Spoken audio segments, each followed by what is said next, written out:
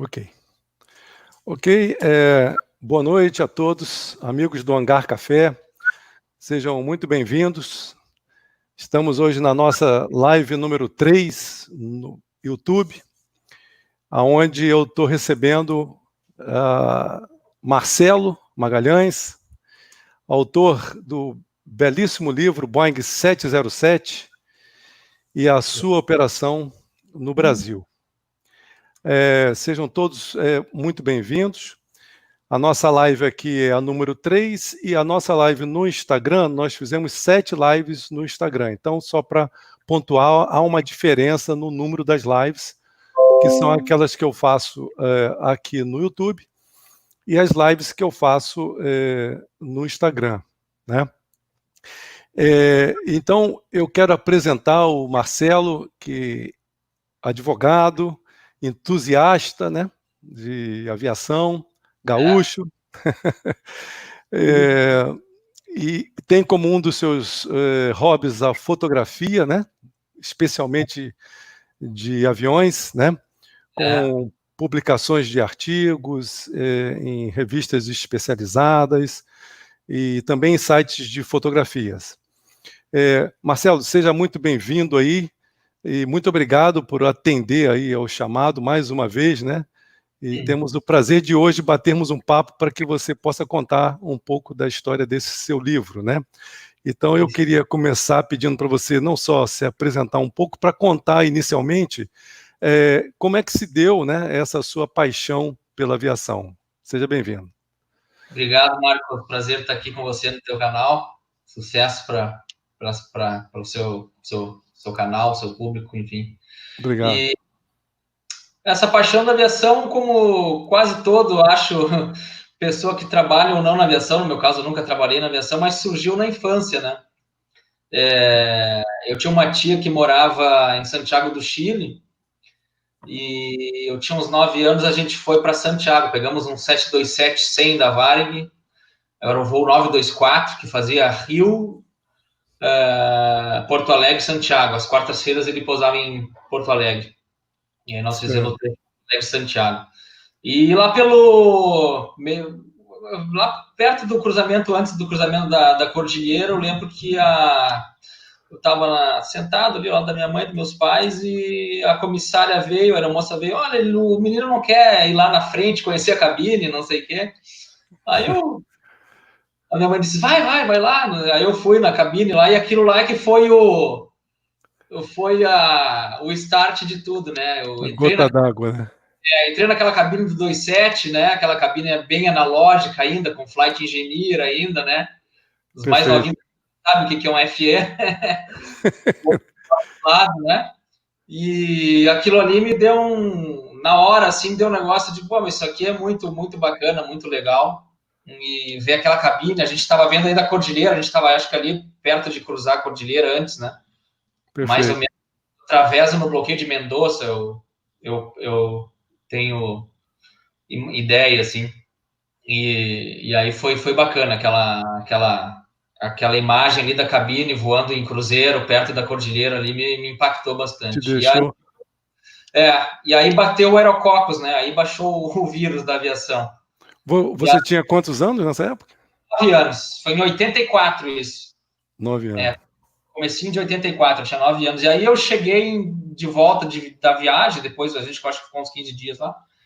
E aí o meu pai já me deu um incentivo, já comprou revista, livro para mim, enfim, já me começou a levar no aeroporto aos sábados, né?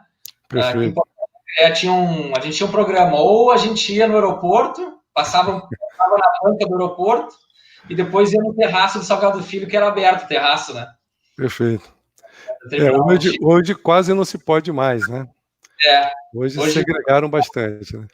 Hoje ele tem vidros e tudo, e o acesso não é mais não é franqueado ao público, assim, tem que pedir para ir.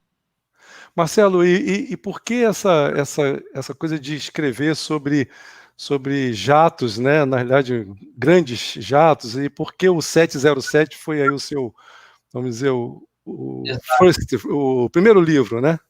Sim. A minha grande paixão se voltou para a aviação comercial, de um modo geral, né?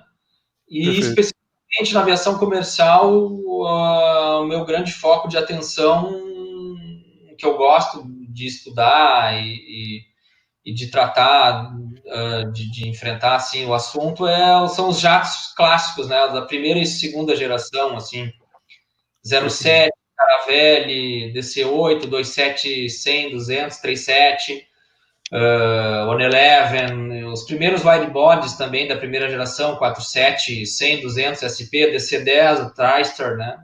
Perfeito. Os jatos mais clássicos, assim, é o que eu gosto bastante, assim, e o 07... Eu sabia que o 07 tinha muita história para ser contada, ele tinha participado ativamente, tanto na história das empresas aéreas, quanto na própria história do país, transportando presidentes, seleções brasileiras. Perfeito. E tinha uma rica história, não só na aviação comercial, né, operou por várias companhias, como também na FAB, né. Então eu sabia que daria alguma coisa assim de estofa, alguma coisa volumosa para se tratar, né. Perfeito. Eu tive a ideia de escrever o livro lá por 2010, ele já estava voando só na FAB, né? Deixaria de operar em 2013. Então, mais ou menos assim, ao longo dessa pesquisa, né? Demorou 8 anos para ser publicado. Eu comecei em 2010 e publiquei em 2018. Ao longo dessa pesquisa, o avião praticamente acabou a história dele no Brasil, porque a FAB terminou de operar ele em 2013, né? No esquadrão, no segundo, né, no Corsário. Então, digamos assim, já estava fechado o pacote para você tratar da vida dele no Brasil, né? Perfeito. Então, foi esse mote, assim. Fora que é um avião bonito, elegante, né? E pioneiro. Já.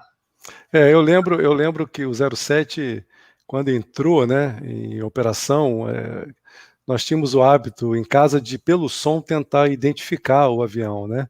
E o 07 era inconfundível, né? O 07 era inconfundível.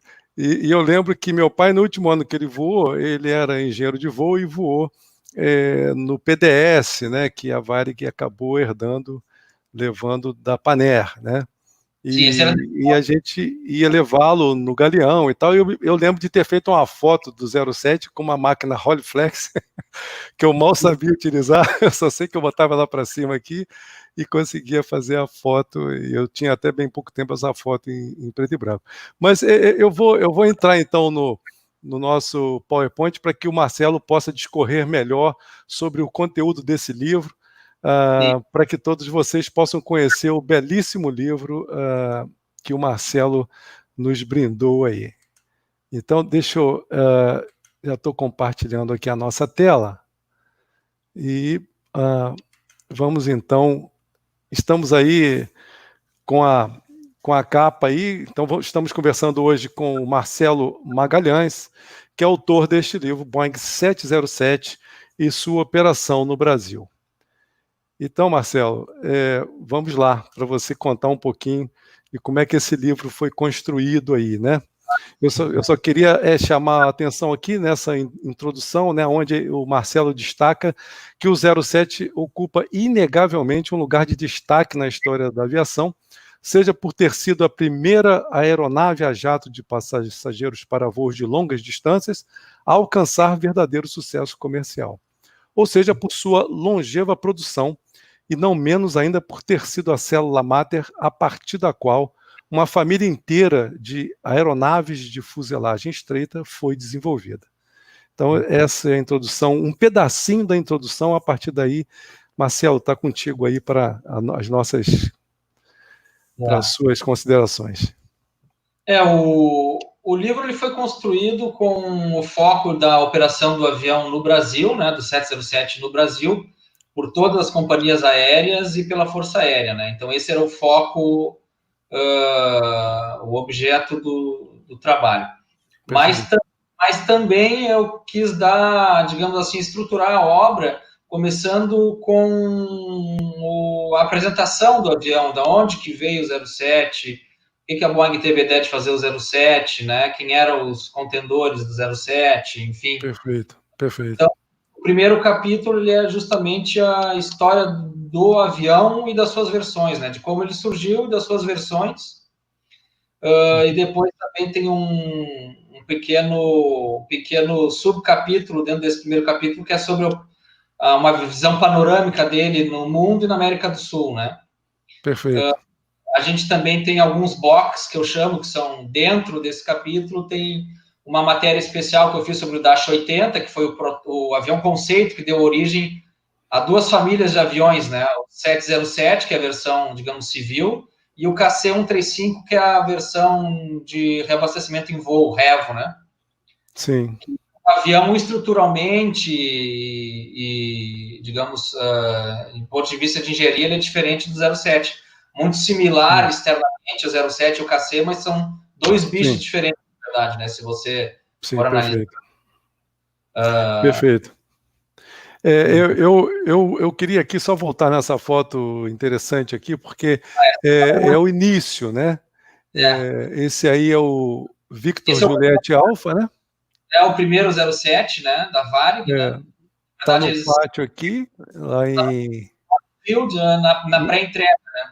Em Seattle, né? Seattle, é. Isso e aí a gente vê ali mais ao fundo o 07 da Lufthansa, né? Tem um que é o quarto, é o da Pan América, salvo engano.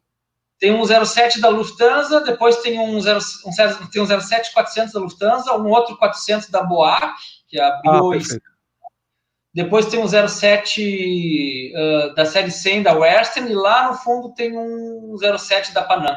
Isso, perfeito. A foto aí é meados do maio, junho de 1960, né? Foram quando foram entregues os dois primeiros para a Varig, VJA e VJB, que eram da versão 400. Perfeitamente. Então aí tem essa história que seria interessante você colocar aí como é que se deu. Falando, né? O capítulo que a gente enfrenta a história do avião, né? De como ele surgiu e das versões que foram desenvolvidas da série comercial do 07, né? Perfeito. E eu começo a história contando como se fosse uma... E parece mesmo uma história meio de filme de, digamos assim, thriller, né? De espionagem, né? Espionagem. Porque no final da Segunda Guerra Mundial, um grupo de pesquisadores do governo americano, e entre eles o engenheiro-chefe da Boeing, do engenheiro aerodinâmico da Boeing, que era o Schreier, George Schreier, que era esse cidadão aqui, eles foram até o centro Marechal Goering, né? O Goering era o marechal, que era o chefe da Luftwaffe. E eles, os alemães estavam desenvolvendo estudos teóricos para a utilização de asas enflechadas nos aviões a jato. Perfeito. E isso, a asa enflechada se sabia já, desde muito tempo já se sabia que o enflechamento de asas ele propiciava, na verdade, que você aumentasse o número Mach, né? Perfeito. E alcançasse velocidades maiores e operacionais, né? O que era muito conveniente para um jato, né? Já que o jato ele tem a sua melhor prestação aerodinâmica justamente em regimes de alta velocidade, né? Perfeito. O George Schreier, junto com outros engenheiros e estudiosos e técnicos da aviação, ele lá no centro Marechal Goering, nesse finalzinho da Segunda Guerra Mundial, eles descobriram os modelos prospectivos, a teoria da utilização da asa enflechada, e ele ficou muito impressionado, né, quando achou aquilo, e escreveu para um subordinado dele em Seattle, esboçando como é que era que os alemães iriam utilizar a asa enflechada, como é que era a viabilidade. Então ele escreveu essa carta, e essa carta está arquivada na Boeing, como patrimônio histórico da Boeing, e isso eu consegui o facsímile da carta junto ao historiador oficial da Boeing. Pô, muito legal. O Lombardi. Mandei um e-mail dia, né? Achei o e-mail, consegui o e-mail dele e digo, vou arriscar, né? O cara não vai me dar, óbvio, né? Vai dar para um brasileiro livro lá, que ele sabe se vai sair. Eu digo, olha, eu sei dessa carta e tudo, eu já vi ela publicada em alguns outros livros que eu tenho aqui da Boeing. Será que poderia me passar uma cópia do facsímile dela? mas não deu outra. Dali a 2, 3 dias estava um enorme de um e-mail com um anexo da carta do George Schiller para o Benny Cohn, que era o subordinado dele em Seattle. Ele mandou essa carta lá da Alemanha ainda, lá do centro Marechal Goering, né? Pô, que beleza, hein? E passa a ser um registro, né? Registro histórico, né? É muito interessante essa questão da asa enflechada, né? Que a gente vê esse desenvolvimento na Alemanha, em especial ali antes da Segunda Guerra começar, e depois vieram desenvolvendo também, até que se coloca em operação o ME-262, né? E é interessante porque realmente a asa enflechada acaba que ela traz o Mach crítico, né, mais para trás, ou seja, ele aumenta a velocidade, mas tem outras questões, né? É interessante esse tema, porque quando a Segunda Guerra eles começaram a usar, os alemães, existiam questões como um raio de curva muito grande, a velocidade e tudo mais, as aproximações, né? Tanto que começaram a ser abatidos nas aproximações, porque tinham que fazer aproximações mais longas, né?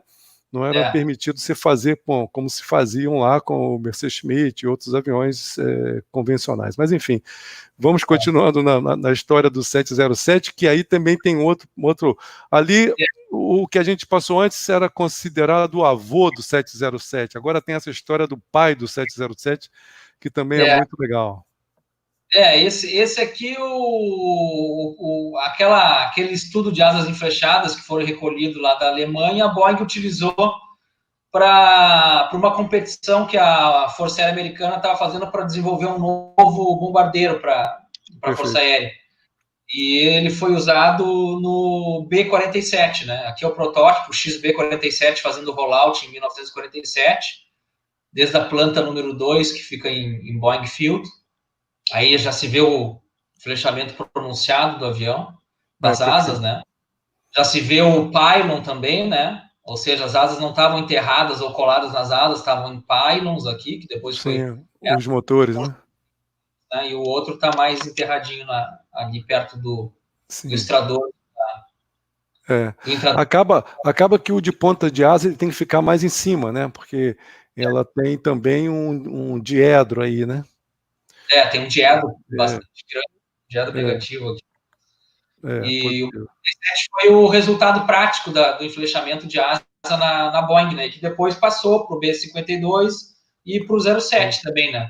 Inclusive, se eu não me engano, o enflechamento de asa do B-47, eu acho que, se eu não me engano, é o mesmo do 07 também. Mesma angulação, né? E essa história da viagem do presidente da Boeing, né? O Bill Allen era o CEO, o famoso CEO, foi o mais prolífico CEO da Boeing, né? O Bill Allen assumiu a Boeing no final da Segunda Guerra Mundial, né? Um pouco depois da Segunda Guerra. Ele foi guindado, ele era o advogado da Boeing, mas conhecia muito a empresa, né?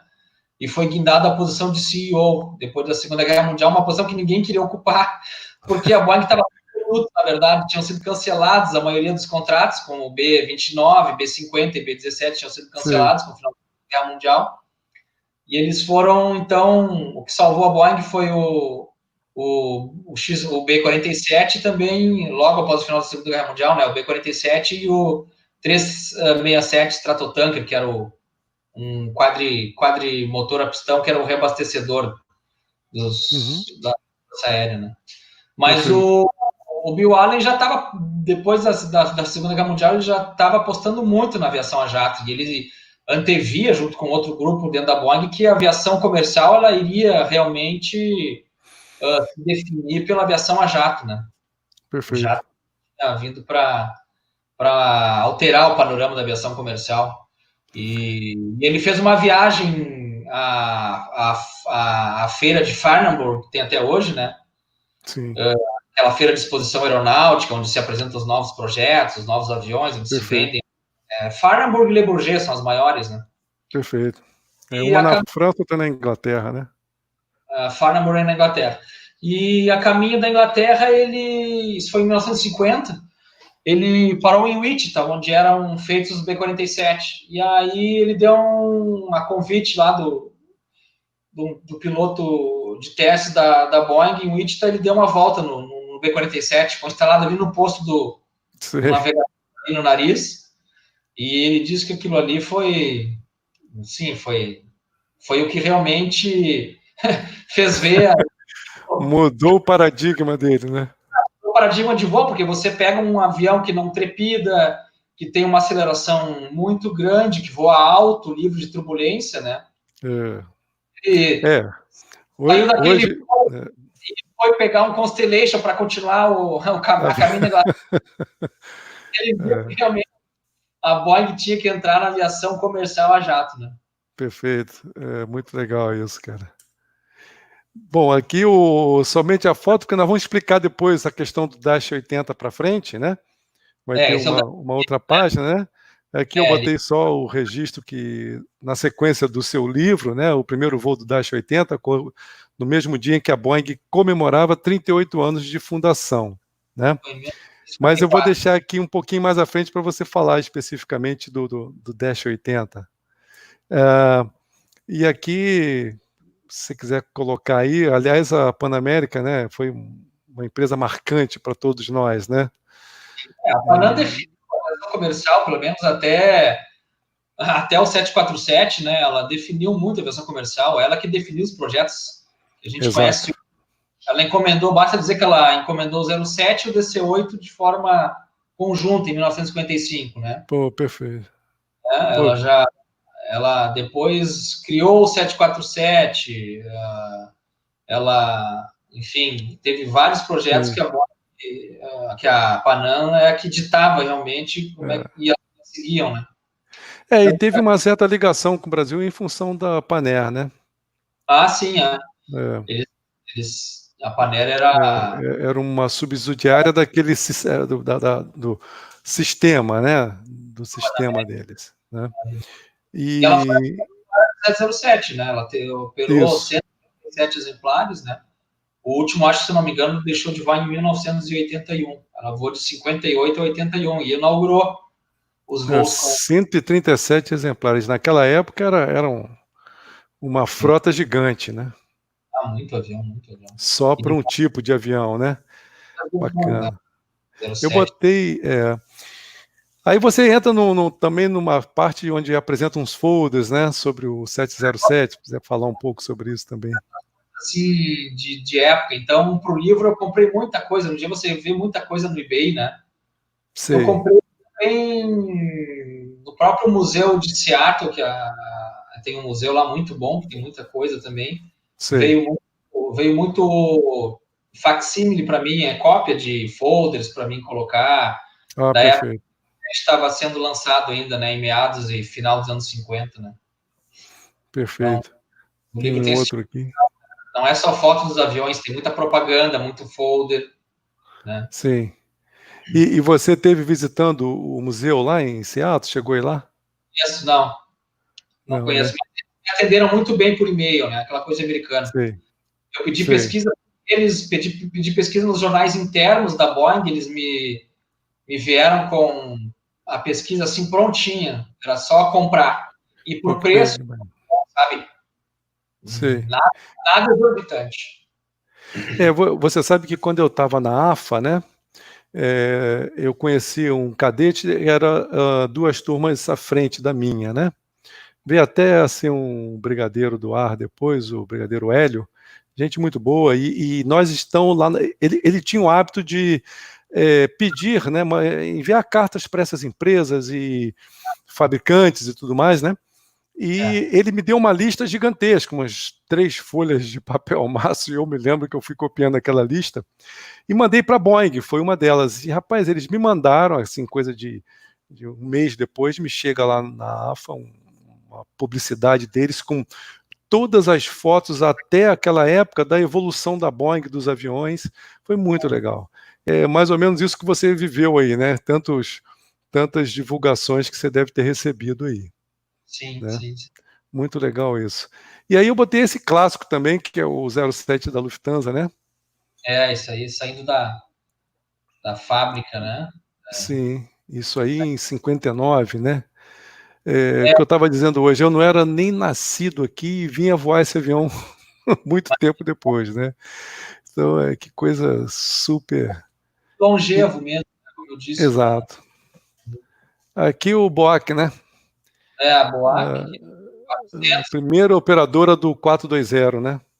Que foi a versão que a Varg comprou, né? Porque a Varg comprou a versão 400 que tinha os motores Rolls-Royce Conway, que eles já eram bypass, né?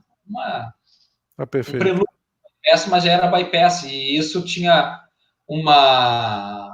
eles tinham um consumo específico menor, né? Entendi. Eles davam um alcance maior, que era o que o Rubem Berta queria. Ele queria empregar o 07 em voo sem escalas entre Rio e Nova York, né? Perfeito. E aí... Perfeito.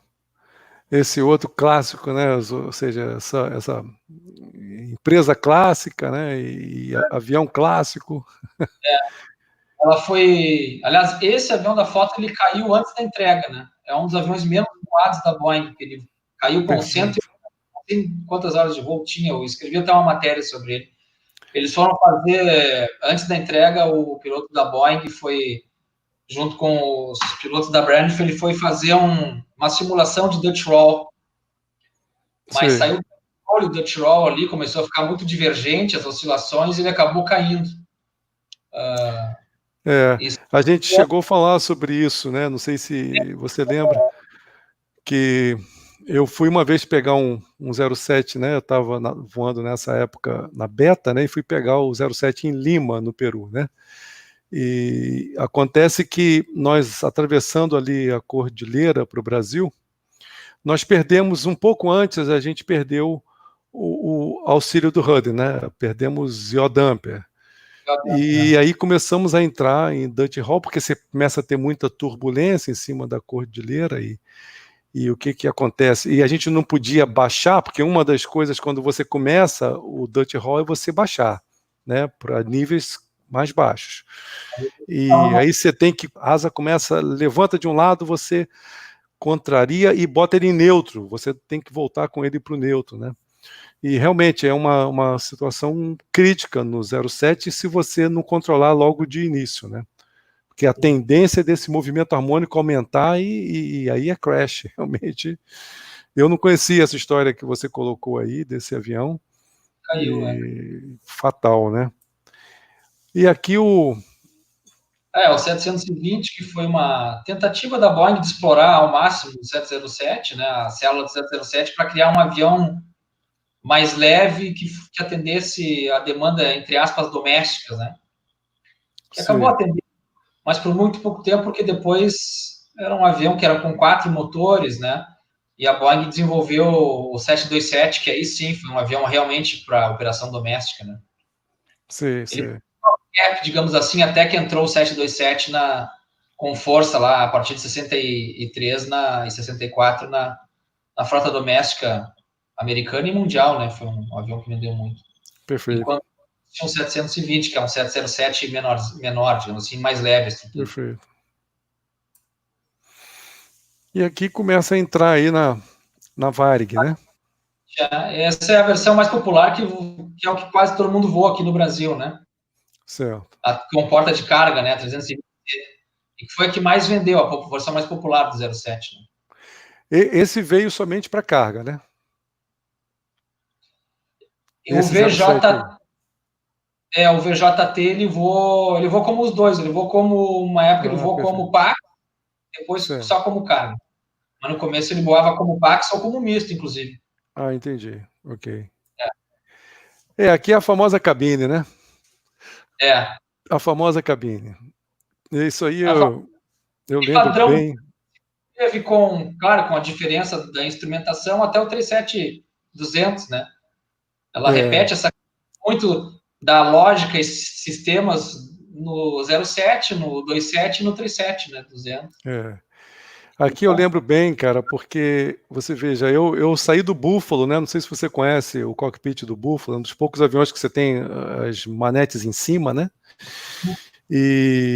Mas um avião com um instrumental muito menor, né? Um avião convencional e um turbo-hélice e tal. E esse foi o primeiro jato que eu vi. Então foi muito marcante para mim toda essa, vamos dizer, esse layout, né? Do 07, participação de engenheiro de voo, né? É engraçado, eu lembro muito bem de uma característica desse avião, que é o speed brake, né? O speed brake, não sei se vocês conseguem ver a minha setinha, né? A manete do speed brake está aqui, a alavanca, né?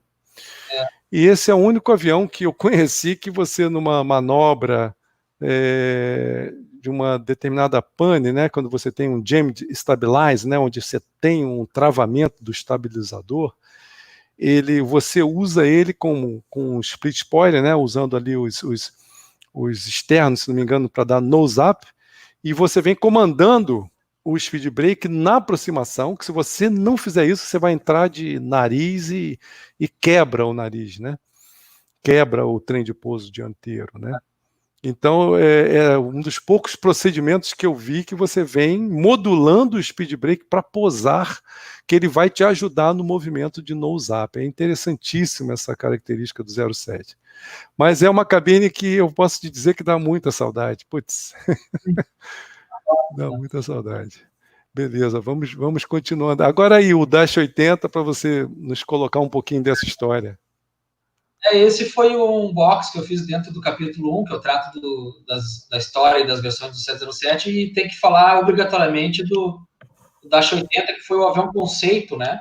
A partir do qual surgiu o KC 135 e o 707, né? Toda a família 707. Que deu origem à família depois, né? Mas ele tem algumas diferenças em relação a esses dois aviões, né? Ele era menor, enfim, a fuselagem mais estreita. Mas ele foi considerado um dos 12 mais importantes aviões do mundo pelo Smithsonian Institution, né? Perfeito. Nos Estados Unidos. Ele hoje está no museu lá, no anexo Udvar Hazy, do Smithsonian em Washington, D.C., próximo ao aeroporto Dulles, aeroporto internacional.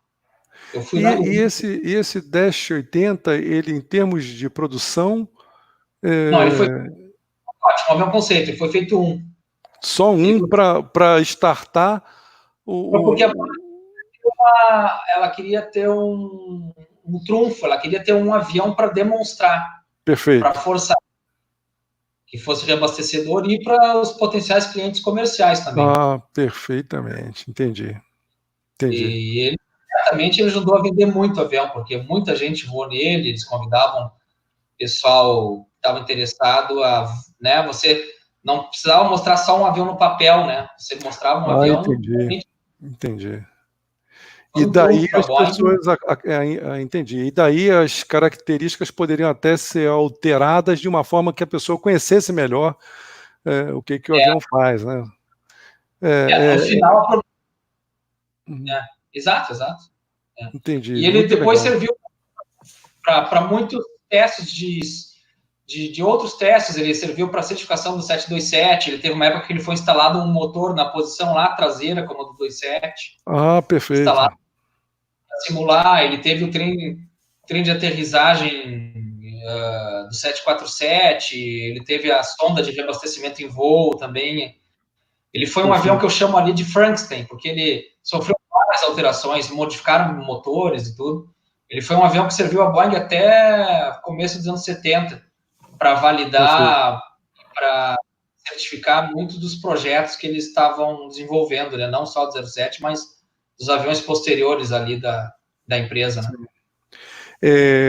Marcelo, nós já temos uma pergunta aqui que eu queria colocar para você rapidamente, né? O Márcio pergunta, quantos 07 ainda voando, né? Será que todos mesmo estão desativados? Ou ainda tem algum com turbina fan para diminuir o clássico ruído, né? Me lembro que o John Travolta tinha um que ele mesmo pilotava, ou seja, essa foi uma série de perguntas feitas aqui por um dos nossos internautas, vamos dizer assim. E em serviço comercial, seja de passageiro como de carga, não tem mais. Os últimos de passageiros, como tem ali no próprio livro, a gente tem, voaram, os últimos voos regulares de passageiros foram pela Saha Air, uma empresa do Irã que voou até 2013. Inclusive, ficou porque vários entusiastas do mundo inteiro aproveitaram para voar na Saha, né? Que era a última empresa. Então, teve vários europeus.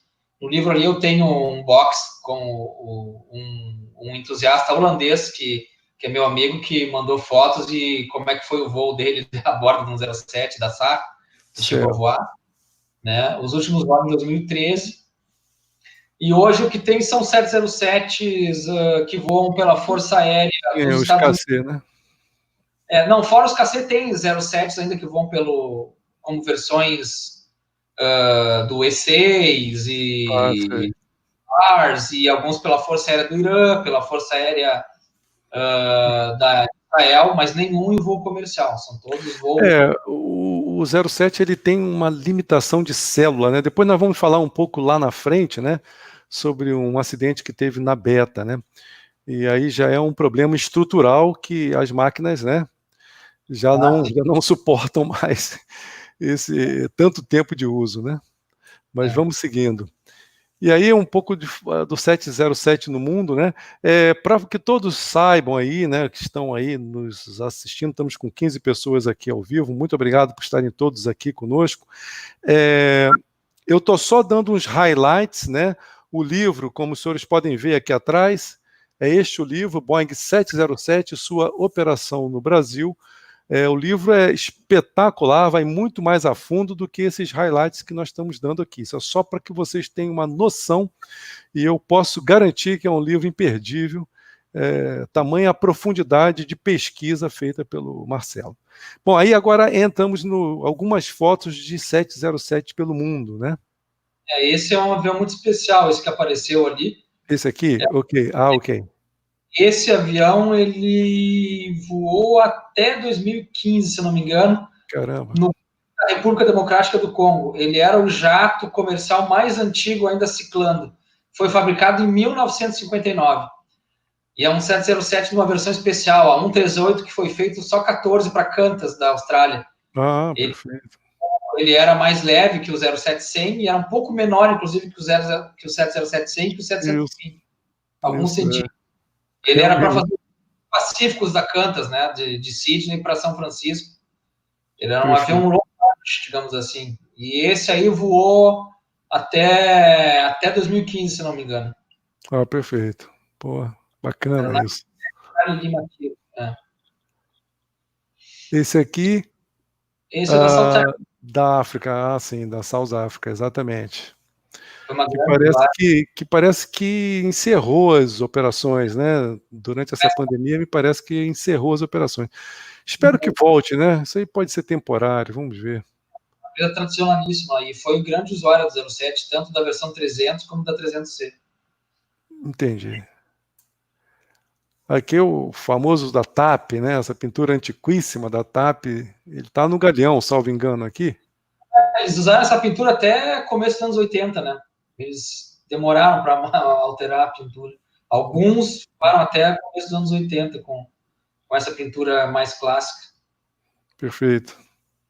Essa foto é de um amigo meu, Cedrini. Aí a Saca, que foi a última companhia aérea a operar em voos regulares de passageiros, o 007, de companhia do Irã. Perfeito. Aí, respondendo aí ao Márcio que perguntou, então, tá aí, essa foi a última empresa, né, a Sarra Air, a operar com passageiros comercialmente o 707. Exatamente. Ela era uma divisão da Força Aérea. Perfeito. É muito engraçado, é muito bacana a gente ver essas fotos, porque a gente vê aqui o tamanho dos flaps, né? E como é que eles foram feitos para poder aumentar a asa, né? Asas enflechadas, né? Tem uma performance delicada em baixas velocidades, né? E aí os flaps são sine qua nons aí nessas fases de pouso, né? Mas vamos seguindo aqui. Aí é um pouco agora entrando na América do Sul, né? Tivemos aí um 07 da famosa Aerolíneas Argentinas, né? Aerolíneas. Ela chegou a operar o quê? Não operou muitos, não, né? Não, ela teve quase uma dezena, se não me engano. Mas ela foi uma operadora até relativamente tardia. Ela começou a operar em 66 ou 67 com o 07. Porque ela operava antes, né? Mas o 07 tem uma performance muito maior que o Comet que ela operava. Né? Perfeito. E Avianca, aqui o famoso Avianca, né? Grande operadora do 07. Tá? teve um acidente histórico, né, em Nova York, né? Perto do povo, né? Caiu lá sem combustível e Seca. tentando posar em JKF. Engraçado que eu tenho um estudo sobre esse acidente, né? E eles é muito longo, mas engraçado que na última aproximação, né? Aliás, antes deles arremeterem, né? Um 727 à frente posou, né? E aquilo é tido como um fator que, vamos dizer assim, motivou a tentativa de aproximação, né? Sim. E o tempo era ruim, muito vento, e arremeteram e foram para uma nova tentativa, mas já não havia combustível suficiente. Dá margem para muitos ensinamentos esse evento do Avianca lá. Tem o relatório dele, eu tenho o relatório. Isso. Essa pintura aí, né, Marcelo? Que coisa bacana, né? Era prolífica nos anos 70 em pinturas. Eles tinham, cada 07 tinha uma pintura diferente. Perfeito. Os de Monteiro eram bem, assim, umas cores bem diferentes. E esse aí era o cargueiro deles, que tinha essa cor dourada aí. Perfeito. É muito bonito, né, cara? Eu acho que aos poucos foram pegando esse negócio de que tentar fazer um marketing com as pinturas, né? Exato. É uma coisa que roda o mundo inteiro, né? E aí a gente entra no Brasil, né? Entra no Brasil. Eu olhando essa foto, eu vejo que a família, né? Eu venho, já disse para você uma vez, temos 6 aviadores na família e dessas 6 fotografias passamos por 4, né? Meu irmão na Transbrasil e na Varig, e eu passei aí na Força Aérea e na Beta. Aí vamos desenvolver um pouquinho sobre isso para o pessoal conhecer a operação do 707 no Brasil. Né? Sim. Deixa eu passar aqui o primeiro, se você sabe muito bem aí, o que aconteceu aí na Varig. Né? A primeira a utilizar o avião, né? Ela encomendou os primeiros exemplares em 57 e recebeu em meados de 60, né? Começou a utilizar na rota Brasília, primeiro Brasília, Nova York. Eram 2 707 da versão 400, Rolls-Royce. E porque o Galeão, eles partiam de Brasília porque o Galeão estava em reforma, a pista principal estava em reforma. E final de julho, se não me engano, é que começou o voo direto daí do Galeão, quando ficou pronta a reforma da pista, do Galeão para Nova York, né? E na época era sem escala mais do mundo. Era voado pela Varig, era frio, era um voo de 9 horas e meia de duração, né? E foi um enorme ganho operacional e de marketing para a Varig, né? Foram os primeiros Boeings a operar a jato, né, na América do Sul. Esse aí é o VJA na fábrica ainda. Você vê que essa foto mostra bem a linha, né? A elegância do avião, né? Com essa asa enflechada, ou seja, as características aí de aerodinâmica, né? Para a coisa fluir, né? E era uma máquina realmente.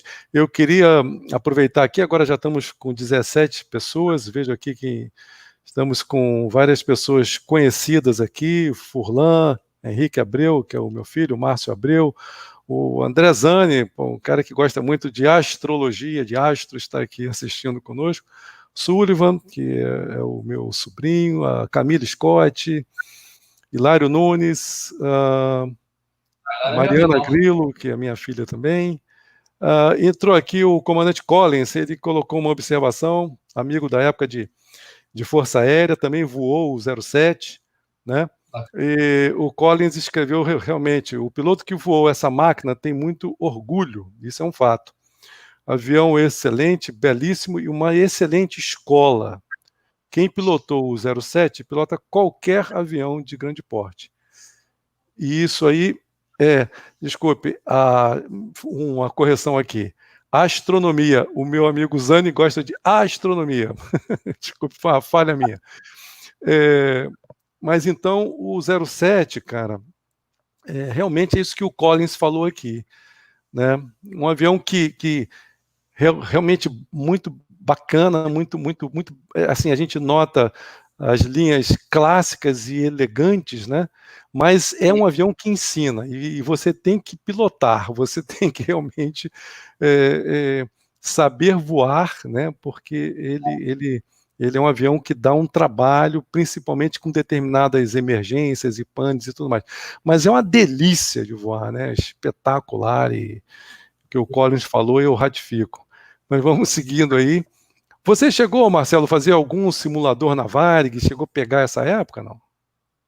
Não, mas eu cheguei a voar de 07 da Varig ainda. De passageiro, né? Eu voei um voo, um 93 Sim. 932, de Ezeiza para Porto Alegre, uma perna. Pô, que seria bacana, né? Teria sido bacana você sentar lá para dar num É, simulador desse aí. Mas vamos em frente aí com. Aí já são as propagandas da Varig, né? olha, né? Memorabilia da Varig da época, tem muita coisa que eu comprei também e que eu ganhei. Então dá Perfeito.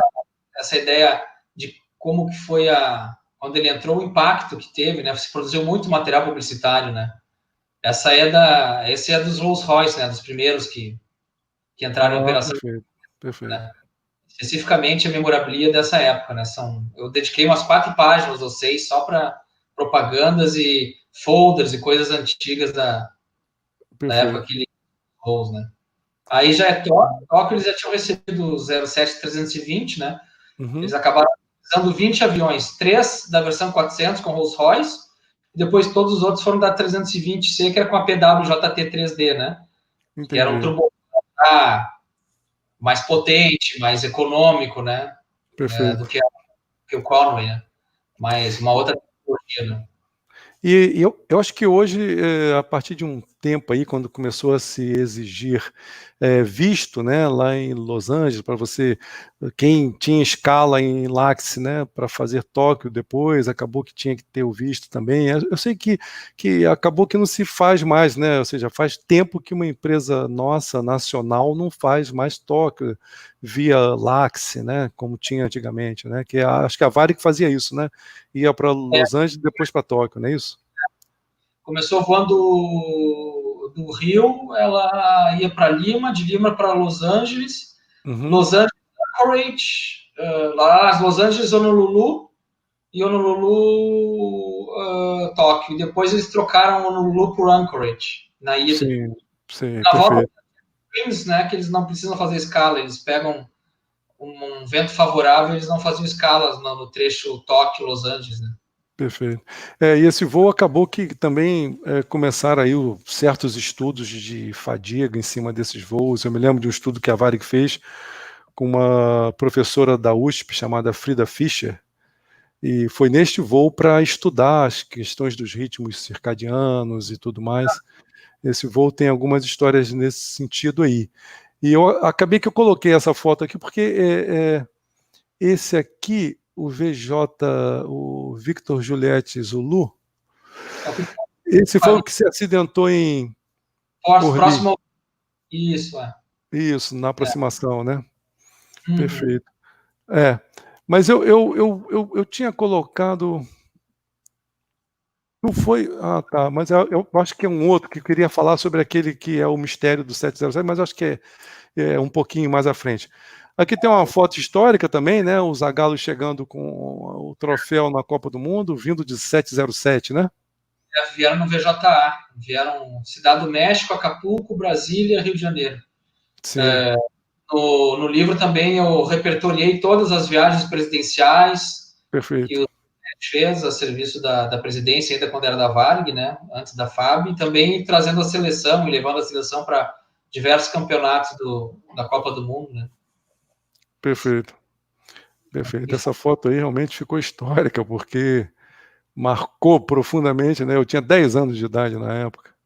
1970, exato. Isso. Esse é o uniforme que caiu no Oceano Pacífico fazendo um Isso. carreiro de Tóquio para Los Angeles. É isso, então, por isso eu até confundi com aquele outro lá. Mas tem um livro, né? Na realidade, aí estava o comandante Gilberto, né?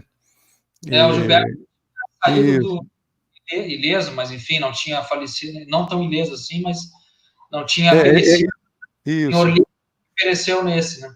Isso, exatamente, isso que eu queria lembrar, né? Ele era até irmão de um comandante da Transbrasil, né? E tem um livro, né? O Mistério do Voo 707. Você deve ter esse livro, eu creio. Eu já vi, mas não comprei. E esse livro tem uma imagem de um óculos, né?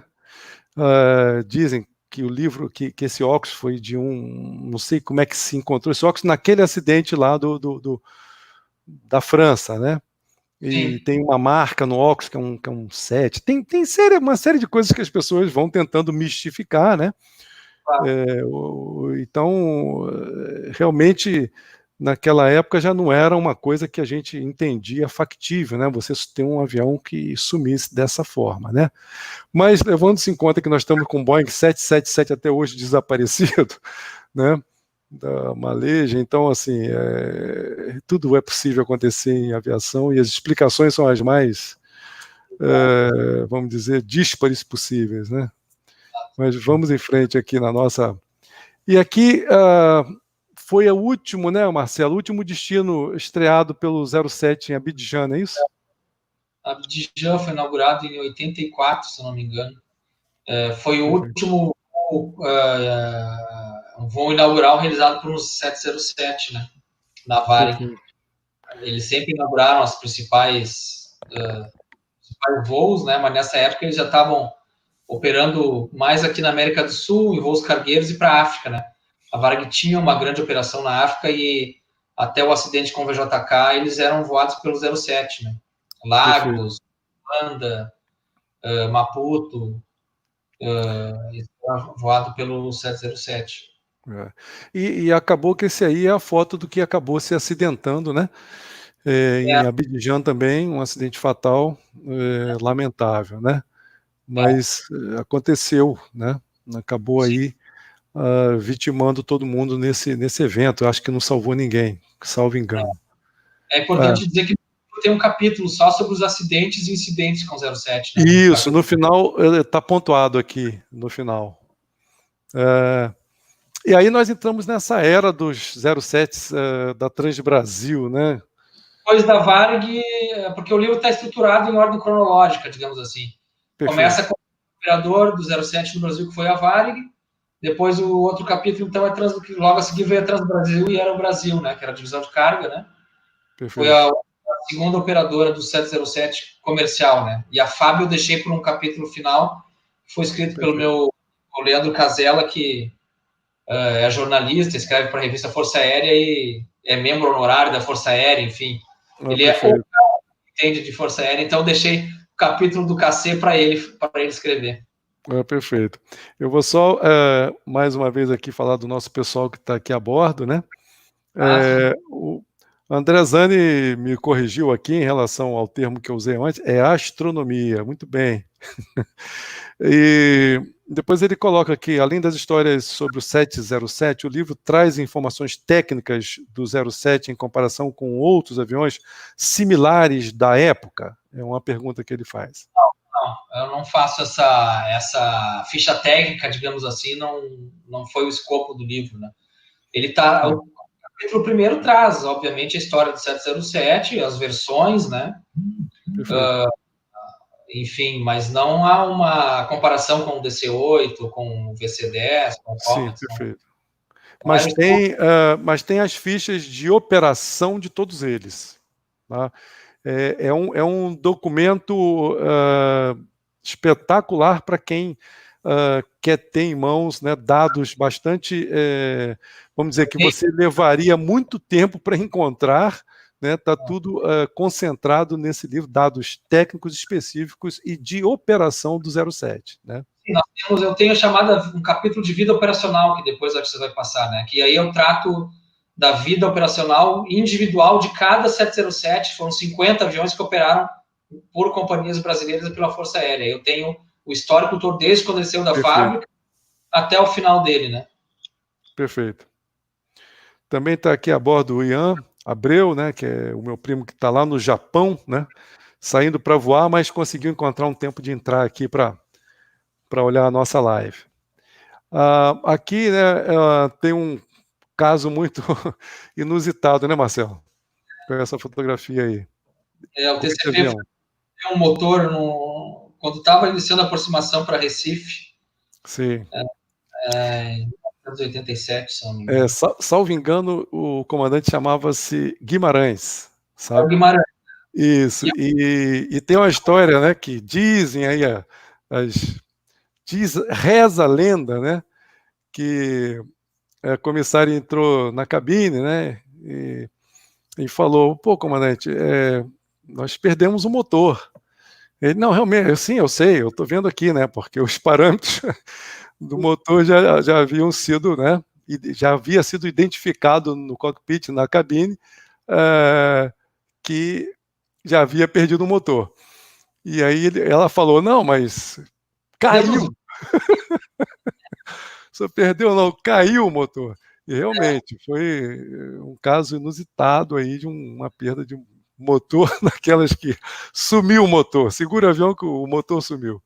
E depois, interessante, Marcos, é que no livro, dentro do capítulo sobre acidentes e incidentes, eu tratei do translado que ele fez de Recife para Brasília, que aí ele fez um translado trimotor fisicamente. E eu consegui entrevistar o copiloto desse voo. Então, que ele hoje trabalha numa empresa aérea de grande porte aqui no Brasil. Sim. E eu fiz uma entrevista telefônica com ele me deu os detalhes. A Boeing foi lá ver se dava para fazer o voo, colocaram combustível de lastro, enfim. Eles decolaram sem horizonte funcionando, sem as garrafas de incêndio também, porque elas ficavam justamente no motor que tinha caído, né? E é bacana, né? É o chamado ferry flight, né? Realmente.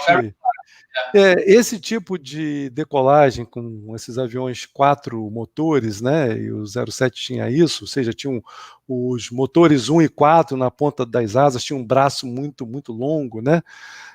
Você tinha que fazer um treinamento bem específico em simulador de voo. E a técnica era o seguinte: você atacava o motor internos, né? O 2 e o 3 primeiro, né? E aí você afundava todo o pé contrário, né? Aquele que você não tinha, né, o motor, e aí, à medida que você ia dando o motor da ponta de asa vivo, né, vamos dizer assim, você então modulando ele com este pé que você afundou lá, ia tirando, entendeu? E aí ele ia mantendo a proa, mas qualquer erro era fatal, né? Você ia excursão de pista. Ficou, realmente está transcrito ali no livro essa técnica de decolagem. Isso eu fiz muito com o 07 em simulador de voo, nunca tive isso real, e depois com o DC-8, né? Foram os 2 aviões quadrimotores que eu voei. Mas vamos em frente. E aí tem essa história do VASP, né? A VASP foi depois da Transbrasileira Brasil, sequência cronológica foi a VASP, que operou 3 entre 92 e 95, eles operaram 3 707 registrados em Honduras. E que eles eram em leasing de uma empresa que era operada por 2 irmãos, acho que eram os Farhad Azima, uma coisa assim. E teve alguns entraves aí na operação deles, eles vieram por administração temporária, mas voaram mais do que o previsto. Depois teve foram ver no registro de Honduras, eles nem estavam registrados oficialmente no RAB hondurenho, na verdade, né? Já tinha problema na origem lá. Eu tenho uma história disso aí, que é o meu tio, que era instrutor de 07 para engenheiro de voo na Varig, né? E ele foi para dar instrução em Dallas para esse pessoal aí da VASP. Eu sei que depois não entrou em operação. Eu não conheço bem a história, ainda vou no seu livro para ler, para me aprofundar mais, para que eu possa me aprofundar. O livro. Isso seriam aviões que viriam antes desses. Eram aviões que iriam como passageiros quando a VASP se desfez de algum dos 727-200. Eles iam pegar, está contado no capítulo da VASP, eles iam pegar 3 aviões da Força Aérea Argentina que voavam na LAD, que é a divisão de transporte deles de passageiros. Mas acabou não saindo, embora o pessoal da VASP, algum pessoal tenha ido fazer o treinamento lá na American Airlines, em Dallas, a negociação acabou não indo para frente. E aí, Perfeito. mais tarde, mas aí de outra origem, o 3 para operar como carga daí, que são os que Perfeito. operaram. Depois teve esse da Fênix, né? A Fênix foi uma empresa aqui de Porto Alegre, ela operava voos também cargueiros. Esse avião era bem antigo, era fabricado em 63, se não me engano. Foi Sim. também um dos 07 mais antigos que operou no Brasil e operou nos anos 90 aqui no Brasil. Sim. Esse avião é engraçado. A gente conhecia, né, uns comandantes de umas empresas, de outras, né? Quando eu comecei a voar carga na Beta, a Fênix já não voava mais. Mas a gente conhece as histórias, né? E tem mais uma. A gente voava muito para Manaus, né? Muita carga para lá, né? E Manaus, a gente chegando às vezes ali na madrugada, né? Quase amanhecendo, tem o famoso Aru, né? Que sobe da selva ali um nevoeiro que vem colado, né? Sim. E tinha o comandante da Fênix que dizia, não, isso aí para mim é fácil, eu venho, faço um rasante, eu vou com a minha esteira de turbulência ali, com o meu vento, eu vou soprando tudo, eu abro aquele negócio, volto e pouso. Era um folclore, cara. A aviação de carga tinha muita coisa bacana nesse sentido, que era assim, uma aviação muito mais descontraída, né? Porque você não tinha ali toda aquela formalidade de passageiros e aquelas coisas todas, mas tem muita história. Com exceção da operação desse aí, da Fly, que foi alguns meses em 96, é preciso Sim. lembrar que o 7, ele, depois da Varig e da Transbrasil, que voou como passageiro, ele voou só como cargueiro no Brasil, né? E pela FAB como transporte, né? E Revo. Perfeito. Então, para carga, né? Foram muitas as empresas cargueiras ali, Fênix, Sava, Beta, Skymaster. Isso. Eu não lembrava da Fly com 07, te confesso, eu lembrava mais com o 27, né? Ele operou 2 voos, pelo que eu fiquei sabendo só. E depois ele foi retornado para Pluna. Em 96, ele fez só um ou dois voos em janeiro de 96 para Fly. Entendi. Depois ele voltou para Pluna. Ele voa nessas cores básicas, que só títulos Fly, cores básicas que ele era da Pluna, do Uruguai, né? Perfeito. E depois ele retornou, mas para servir como fonte de peças para os KC da FAB. Perfeito. Equalizado ali na base aérea do Galeão. E aí chega aí na última operadora comercial no Brasil, né? Foi a Beta, que voou com ele com 07, né? Isso. E C8 também, mas o 07 foi a última operadora do 07 no Brasil. Eu cheguei na Beta em outubro, mais ou menos, novembro de 2003. Sim. Lá eu fiquei até 2006, né? O 07 voou ali até 2009, se não me engano, 2008, né? Isso, perfeito. Consegui falar com o Jair, que fez parte da tripulação do último. Opa! Sim. Jair era um eclético, né? O cara que lia... O Jair, ele lia, ou lê ainda, né? Espero que esteja lendo. Ele lia cerca de 80 livros por ano. Né? Ele me falou. É um consumidor de livros, ele inclusive fornecia negócio de palavras cruzadas, ele dava uma série de dicas para esse pessoal que faz palavra cruzada, mas o Jair é uma figura espetacular, um profissional excelente, um engenheiro de voo espetacular, como o Celso, que lhe ajudou também, outro profissional extremamente conhecedor de aviação, né? Tive a oportunidade de voar com os dois aí. Tem muita gente boa aí, teve muita gente boa aí que eu conheci nesse meio. E da pesquisa do Google foi bom porque eu conheci muita gente que voou o 07, né? Eu cheguei a estar o recentemente falecido comandante-geral do Niplim da Varig, que foi o que trouxe desde o primeiro Constellation, o primeiro Caravelle e o primeiro 07, né? Caramba, é um marco, né? E você vê o seguinte, só abrir um parênteses, né? A importância da gente conseguir falar com essas pessoas, né? Conseguir registrar, porque essas pessoas registram coisas que a gente, se não conversar com elas e conseguir registrar isso vai se perdendo, né? Nós temos ainda aí, por exemplo, o comandante que eu conheci, tive a oportunidade de voar com ele, o Vilobaldo, da Varig, ele voou desde o DC-3 ao Jumbo, o comandante Schubert, né, que foi da Cruzeiro, também da Varig, voamos juntos depois na Oceanair, na TAM, na Oceanair, ou seja, tem pessoas que nós precisamos conversar ainda, tentar pegar para registrar, né, porque senão vai tudo se perdendo. Foi muito bacana esse trabalho de pesquisa para o livro, né? Foi Com muito certeza. bacana. Foi muito Aí bacana. tem a Skymaster, né? Também outra operadora. Outra cargueira que fazia concorrência com vocês aí na RPN. Tinha outras rotas da RPN também, ela parou de voar também em 2008 também, parou de voar com 07. Perfeitamente. E aí nós entramos nos Corsários, né? Que foi aí a minha primeira oportunidade de voar um jato, ainda na Força Aérea, né? A minha vida de Força Aérea operacional foi na Amazônia e 5 anos na Amazônia operacionalmente, né? E depois eu fui voar o 707, né? E aí nós temos essas imagens aí. Eu queria que você falasse um pouco como é que foi isso, apesar do colega que escreveu sobre tudo isso, mas com certeza você tem muitas informações aí advindas, né? Esse capítulo eu deixei na mão do Leandro Casella, meu amigo de anos aqui de Porto Alegrense também, que escreve na Força Aérea, já tem 4 livros publicados junto com o Rudney, que é outro pesquisador de aviação militar.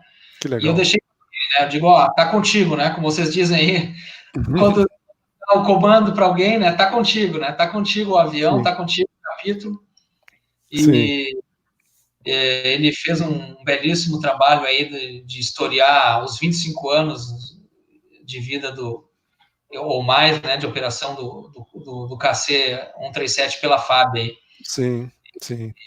Viu as missões que o KC fez, né, aqueles exercícios também, flags, aqueles exercícios que a FAB fazia, os voos também em apoio a grandes desastres naturais, ou as missões do Exército Brasileiro, né, aquelas missões da ONU, né, as missões internacionais no Timor-Leste. Sim. Toda a vida ali do KC na FAB está nesse capítulo aí. Que eu deixei um capítulo à parte, separado da aviação comercial, né? Perfeito. Eu chego nesse esquadrão aí em 1989, né? Sim.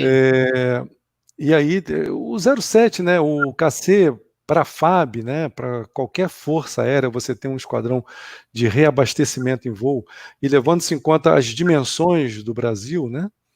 É crucial, né? Ele aumenta demais o poderio, a mobilidade, né? E o 07, o nosso, né, o KC-137, como você disse antes, né, ele por dentro ele é completamente diferente, né? Tanto o 01, que era para transporte presidencial, né? Mas porque você faz aí o reabastecimento em voo com o tanque central, né? Então, por dentro, você pode configurar de outra forma, pode levar uma tropa inteira aí, uma equipe inteira, mecânicos e pilotos, várias pessoas dentro dele. Você, ao mesmo tempo, reabastece os caças, né? E os nossos tinham APU, que é uma fonte auxiliar de força, né? Que provê, nesse caso, para nós ali, provia energia elétrica e ar, né? Sangrado também. Então, a gente dava partida, era possível dar partida nos F-5 no solo, ou seja, você conseguia deslocar um esquadrão somente com um 07, se deslocava um esquadrão de F-5 ou algum outro caça que tivesse a capacidade de ser reabastecido em voo. Então, e o nosso você faz 2 de cada vez, porque você usa os probes nas pontas de asa, né? É diferente do KC-135, que você só usa um e você tem um tanque dentro da fuselagem, né? Então, nesse fator, o nosso ele é mais versátil do que o KC-135 construído lá para voar com a Força Aérea dos Estados Unidos, né? Muito legal. E você veja que hoje nós estamos sem um vetor 07, né? Nós temos o KC-390, que vai entrar, enfim, está sendo incorporado, mas não dá para se comparar com a mobilidade e com a capacidade de um 707, né? Nós ficamos sem transporte e reabastecedor desse porte do 07, né? Exatamente.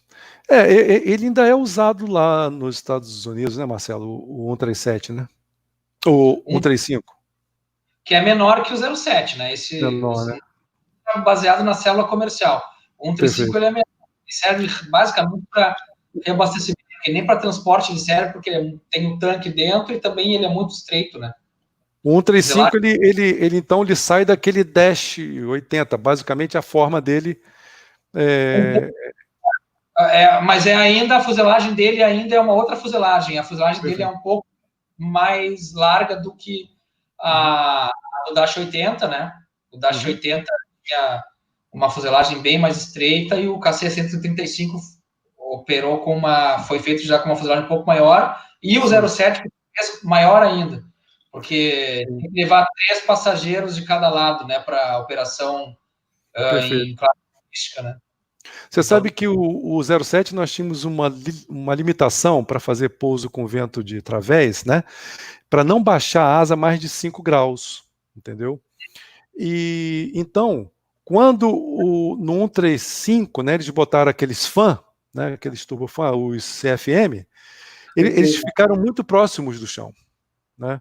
E, salvo engano, teve casos aí de uns 5 ou 6 KC-135 que se perdeu com a colisão do motor no chão, entendeu? Só que lá eles, uma época nós fizemos um intercâmbio, né? E eles voavam ali, para você ter ideia, o cara para passar a comando do 135, ele fazia 1000 horas na direita para poder então ser elevado a comando do 135. 1000 horas. Pô, isso aqui para nós era impossível, né? Ou seja, a gente já entrava no tranco aí, vamos pegando e vamos ganhando handle e tudo mais, mas é sensacional, o avião é sensacional. Aqui tem algumas fotos interessantes, né, só para que vocês vejam, né? Eu tive a ideia, eu e o Zé, de fazer um walk around no avião, né, que é o que tem muito na série de livros de aviação militar, né? Então, como a gente estava encarando nesse capítulo o KC-137, a versão militar, a gente fez esse walk around aí, Perfeito. dando uma volta pelo avião, batendo foto dos principais pontos do avião. Tem uma coisa interessante, Marcelo, que acontece, né, vamos dizer, um ponto negativo, vamos dizer assim, entre aspas, né, quando eu falei do 135, né, só tem um ponto de reabastecimento, o nosso 137 tem 2 pontos. Agora, uma coisa que acontece com o nosso é que o caça ele fica muito próximo da esteira de turbulência. Problema, né? E nós tivemos um evento, né, num F5 que pegou essa esteira, girou de dorso e aí ele puxa e leva a mangueira, né? O 07 pousou, os dois pousaram tranquilamente, mas existia esse fator, né? Qualquer hora dessa eu trago um piloto de F5 aqui que tenha feito os revos para nos brindar aqui com informações sobre isso. Mas então, ou seja, tem prós e contras em tudo que é projeto, né? Vamos dizer assim. É muito legal. E depois o Marcelo entra em perfis. Eu botei só algumas fotos aqui, mas ele tem o perfil de todos os 07s, né? Como é que foi isso, Marcelo? Como? Esses perfis, né? Porque eu vi que você tem de quase todos, né? A ideia... Todos os livros de aviação comercial, assim, todos. Tem muitos livros de aviação comercial feitos para os entusiastas que tem essa questão de você fazer desenhos em perfil, né? Perfeito. E eu queria que o livro fosse o mais completo possível. Então, eu sabia que eu tinha visto na internet um artista americano que entendia muito de aviação comercial e muito de cada detalhe, de cada versão dos aviões, que é o Jennings Helly. Perfeito. E eu encontrei para ele, ao longo dos anos, uma série acho que deu 36 perfis, onde eu objetivei retratar as principais variações de esquemas de cores utilizadas pelos operadores nacionais, tanto pelos operadores comerciais como pela Força Aérea. Então, esse é um capítulo no livro aí que ocupa umas quase 20 páginas só de perfis, são 30 e poucos perfis, desde a Varg, desde os primeiros. Legal. E aí a gente ficava discutindo a toda hora, não, esse avião tinha essa faixa era assim nessa época, aqui o pai não tinha um detalhe aqui, essa pintura era aqui. Então, cada perfil desse envolveu várias discussões até a gente chegar no mais exatamente possível, fiel ao que era a pintura retratada. E ele desenhava isso, Marcelo, é isso? Com computador, eu tinha que fornecer fotos em detalhes para ele. Muito bacana. E isso aí dá mais um papo só de como foi feito o livro, porque envolveu vários e-mails, manda foto, quero uma foto para ver como é que era o V do Varig, como é que era a curva nessa época aqui, porque uma época a curva não era tão pronunciada assim, aquela curva no nariz ali, depois foi mais pronunciada. Então, tudo isso foi... Bem detalhado, né? E isso pode ser usado pelos plastimodelistas também, né? Porque você tem aqui uma ferramenta difícil de encontrar, muito difícil, muito bacana isso aqui. E eu quis colocar assim, na horizontal, no livro, assim, acabou ficando, aliás, na vertical, porque você gira o livro e ele fica maior, né? Ah, perfeito. Colocados assim, para ficar o maior possível, né? Perfeito, muito legal. Bom, aqui, como você falou, existe uma parte dedicada, né? Todos os acidentes e incidentes, só com os aviões nacionais, né, Marcelo? Só com os que operaram no Brasil, né? Como é o 707 no Brasil, aí estão repertoriados todos os acidentes fatais e com perda total e os principais incidentes, né? A lista de incidentes ela não é exaustiva, porque tem muitos incidentes que acabam não saindo aí nos jornais. E a fonte de consulta foi jornais e da época, né? Mas estão repertoriados ali por ordem cronológica, né? Começa com os acidentes com perda total e depois os incidentes ou acidentes sem perda total. Perfeito. E, bom, essa foto aí me parece que é daquele lá de Orly, né? Perfeito. E eu lembro que você botou no seu database, né, que está nesse livro sobre os acidentes, o acidente da Beta, que aí é aquela história do trem de pouso que eu te falei, aquele acidente da Beta lá no Galeão, no Manaus, né? O avião preparado para decolar, né? Pleno de combustível, porque a gente vinha a decolagem de Manaus São Paulo, direto. Ele alinhou, né? E o trem de pouso entrou pela asa como um papel, né? Parecia um papel, né? Você imagina se aquilo acontece a 100 nós, 80 nós, 100 nós, é uma tragédia.